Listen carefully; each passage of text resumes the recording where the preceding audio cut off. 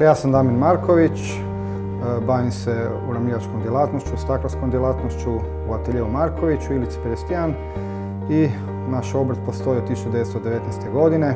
Osnovao ga je moj djed Josip, pa ga je nastavio moj otac Josip i ja, Damir, kao treća generacija, uspješno odoljevam svim izazovima koje nosi naš posao.